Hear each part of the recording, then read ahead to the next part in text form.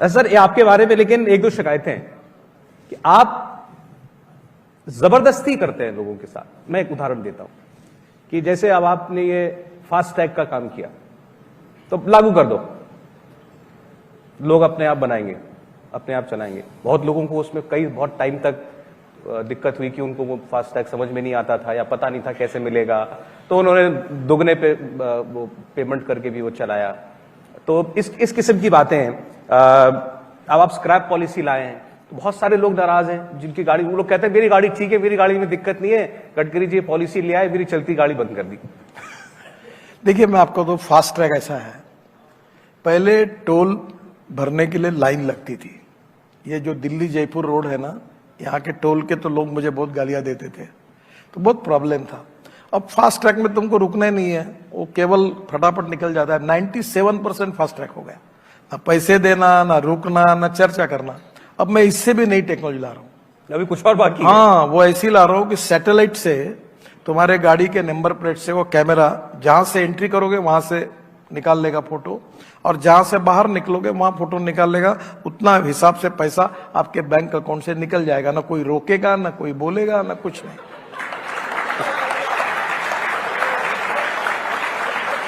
अब मुझे बताइए, एक ट्रक जितना पोल्यूशन कर रहा है, जो 4 नए ट्रक आज के लेंगे वो जितना कर रहा है उतना एक पुराना ट्रक कर रहा है। ये दिल्ली के लोग बैठे हैं। मैं दिल्ली के आजू बाजू में ही करीब, आज ही मैंने आपके आने के लिए मैं करीब 53,000 करोड़ रुपए के काम केवल दिल्ली एनसीआर में कर रहा हूं। इतना पोल्यूशन है, इतना ट्रैफिक जाम है। ये धौला कुआं, मैं आता था नागपुर से प्लेन में, हर बार पौन घंटा यार रुकता था, वो खबर छप गई थी। हाँ, तो अब मुझे बताइए कि दिल्ली के पोल्यूशन से कितनी समस्या है। वर्ल्ड के लोग दिल्ली आना नहीं चाहते हैं, और आज पोल्यूशन के लिए हमको 2 चीजें महत्वपूर्ण है। पहली बात कि हमको रोड तो अच्छे बनाने होंगे, दूसरी बात पेट्रोल डीजल से मुक्ति लेनी होगी। और इसलिए मैंने ट्रांसपोर्ट मंत्री होने के नाते ethanol, methanol, biodiesel, bio CNG, electric, hydrogen, मेरे पास ग्रीन हाइड्रोजन की कार है, और मैं ये सब एक्सपेरिमेंट करके ये फ्यूल को मैंने 2004 से कोशिश कर रहा हूं कि इस देश का किसान अन्नदाता नहीं ऊर्जादाता बने। अब मुझे बताओ, दिल्ली के प्रदूषण के कारण मैं जिम्मेदारी के साथ कह रहा हूं कि दिल्ली के लोग जो डॉक्टर के लिए और मेडिसिन के लिए जो पैसा देते हैं, उसका 50% कारण दिल्ली का एयर पोल्यूशन है। और इसलिए एयर पोल्यूशन को कम करना होगा तो 15 साल पुरानी टेक्नोलॉजी। अब मुझे बताओ, उस समय की ट्रक, उस समय की कार, उसका एवरेज और इस समय की टेक्नोलॉजी में जमीन आसमान का फर्क है। और इसलिए जब आदमी का भी लाइफ होता है, अब मुझे बताइए, जो एंकर आज टीवी पर काम कर रहा है वो 80 साल का होने के बाद कोई एंकर दिखता है क्या? आप हमारे लिए कोई स्क्रैप पॉलिसी मत लाइएगा प्लीज। नहीं, आपको रिटायरमेंट होके आपको अच्छा पेंशन मिलना चाहिए, पर आप एंकरशिप नहीं कर सकते। तो समवेयर अपने व्हीकल को 15 साल के बाद बदलने में उनका फायदा है। नहीं, कुछ लोग ये कहते हैं कि ये आपने गाड़ी उद्योग को फायदा पहुंचाने के लिए किया। देखिए, पहली बात तो ऐसी है कि आज आपकी पुरानी गाड़ी अगर 1 लीटर, मैं आपको बताऊं, मैं स्टूडेंट था तो मैंने पहली बार जब बजाज की स्कूटर खरीदी की तो मैं कहता था मेरे स्कूटर का एवरेज 29 किलोमीटर पर लीटर है। आज ये पूरी 2 व्हीलर जो आई है, बाइक्स, इनका 80-85 किलोमीटर है। अब 1 लीटर में 30 किलोमीटर जाना और 1 लीटर में 80 किलोमीटर जाना, इसमें पैसा नहीं बचता। अभी मेरी इलेक्ट्रिक गाड़ी है, पैसे नहीं लगता। आप खुद इलेक्ट्रिक कार में चलते हैं? हाँ, मेरे पास नागपुर में अभी तो इलेक्ट्रिक कार में घूमता हूं मैं electric, ethanol, methanol, biodiesel, bio LNG, bio CNG. और मैं आपको बताऊं, आप लोग जरूर इसमें करिए, ये पंजाब हरियाणा में ये परली जलाते हैं। ये परली से कितना बड़ा जलाने के कारण दिल्ली में प्रदूषण होता है। 5 टन परली से 1 टन बायो सीएनजी और बायो एलएनजी होता है। और मैंने यहां दिल्ली में मेरा खुद का ट्रैक्टर इसके ऊपर लॉन्च किया, और इस देश का किसान परली से सीएनजी एलएनजी बना सकता है, बांबू से और बायोमास से बायो इथेनॉल बना सकता है। आज इथेनॉल, अभी मैं फ्लेक्स इंजन ला रहा हूं। मैं आप सबको आह्वान करूंगा कि अभी जल्दी ही टोयोटो, हुंडई, सुजुकी सबकी गाड़ी आ रही। आपको मालूम है, एक टोयोटो की कैम्ब्री करके गाड़ी थी, उसमें पेट्रोल डालने के बाद वो 60% पेट्रोल पर और उसी से बिजली तैयार करके 40% बिजली पर चलती थी।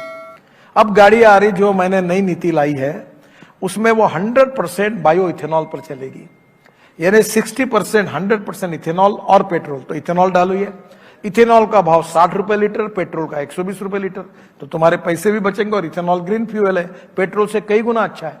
और मेरा ये बहुत पैशन है। मैंने एक बार रशिया में देखा कहीं इंटरनेट पर कि इथेनॉल की कैलोरी वैल्यू यानी 1 litre of petrol equal to 1 litre 300 ml of ethanol. तो इथेनॉल की कैलोरी वैल्यू कम है।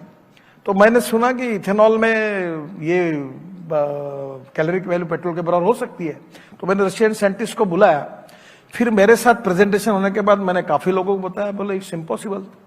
तो इंडियन ऑयल के चेयरमैन वैद्य साहब और ये फरीदाबाद के रिसर्च के उनके डायरेक्टर राम कुमार जी, दोनों को मैंने घर बुलाया और उनके सामने रशियन साइंटिस्ट का प्रेजेंटेशन किया। तो उन्होंने कहा sir it seems to be impossible. तो मैंने कहा ट्राई करके तो देखो। तो बोले ठीक है। अब 3 महीने उन्होंने फरीदाबाद में ट्रायल की और अब रिपोर्ट दिया है कि ये सक्सेसफुल है। 100% इथेनॉल जिसकी कैलोरिक वैल्यू है वो 100% पेट्रोल के बराबर आएगी। तो अब देश का 15-20 हजार करोड़ का फायदा होगा। अब स्कूटर हीरो की, बजाज की, टीवीएस की, ये सब फ्लेक्स इंजन पर आई, ऑटो रिक्शा आई है, पोल्यूशन भी नहीं होगा, सस्ता भी होगा। और ये सब चावल से इथेनॉल बनेगा, मक्के से इथेनॉल बनेगा, फूड ग्रेन से इथेनॉल बनेगा, बायोमास से इथेनॉल बनेगा, कचरे से इथेनॉल बनेगा। और इतना ही नहीं तो शुगर केन जूस से, मोलाइसिस से, बीएवी मोलाइसिस से बनाएगा। पूरी वेस्टर्न यूपी ये पूरा गन्ना लगाते हैं। शुगर सरप्लस है हमारे पास। शुगर केन के पैसे नहीं दे सकते ऐसी स्थिति है। अगर इथेनॉल बनेगा तो किसान भी समृद्ध बनेंगे, प्रदूषण भी समाप्त होगा, इंपोर्ट भी 10 लाख करोड़ का हमारा इंपोर्ट है वो भी बचेगा और दिल्ली की जनता को, देश की जनता को प्रदूषण से मुक्ति मिलेगी। सर दिल्ली में प्रदूषण को लेकर ही वो सीएनजी को लेकर एक काम हुआ था। दिल्ली में सारे पब्लिक व्हीकल 3 व्हीलर वगैरह खास करके सब सीएनजी पे चलते हैं, तो उस मेन स्ट्रीमिंग हो गई उसकी। अब ये जो आप विकल्प और बता रहे हैं एथेनॉल का, बायोमास का, ये सब आम लोगों को उपलब्ध होते होते कितना वक्त लगेगा? ये होटल का इतिहास है। मैं यहाँ बहुत बार ऐसी कॉन्फ्रेंस के लिए आया हूँ और ये दीवारें इसकी साक्षी है। मैं बोलता था इलेक्ट्रिक व्हीकल, तो लोग पूछते थे फिर चार्जिंग कैसे होगा, फिर रास्ते में बंद हुआ तो फिर क्या होगा। आज मैं बताता हूँ, मेरे घर पे रोज 2-4 लोग आते हैं कि ये टाटा की वेटिंग लिस्ट है, ये महिंद्रा का 1 साल नहीं मिलता। आज एक पत्रकार आई थी, अभी नाम नहीं बताता, बहुत अच्छी बड़ी पत्रकार, बोले मेरा 1 साल की वेटिंग लिस्ट है एसयूवी की, जरा मुझे कुछ भी करके इसको मिला दो। अब प्रॉब्लम सॉल्व हो गया सब। इलेक्ट्रिक की गाड़ियां इतनी बढ़ रही है और ये बढ़नी चाहिए।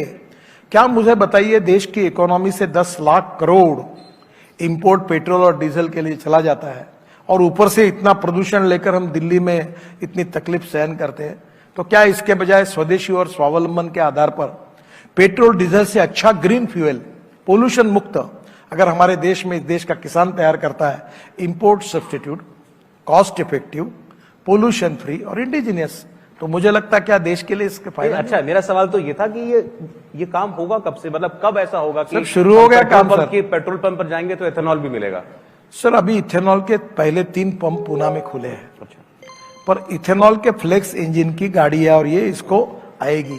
अब ये ऐसा है, ऑमलेट पहले कि अंडा पहले वाली कहानी है।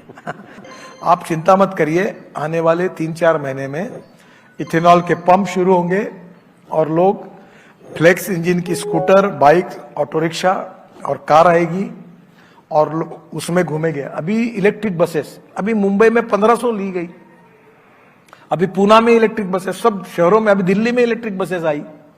आपको पता है एक डीजल की बस चलती है मुंबई में बेस्ट की तो 115 रुपए लीटर खर्चा है। वो 100% इथेनॉल पर चलती है तो 78 रुपीज पर किलोमीटर है। अब इलेक्ट्रिक पर चल रही है उसका 40 और 45 रुपए पर किलोमीटर है। तो एयर कंडीशन बस अगर पूरी तरह इलेक्ट्रिक पर चलेगी तो टिकट के रेट 25 से 30% कम होंगे और सब देश की जनता एयर कंडीशन बसेस में घूमेगी। यही मैंने योगी जी को कहा कि यूपी की जनता को एसी में घुमाइए।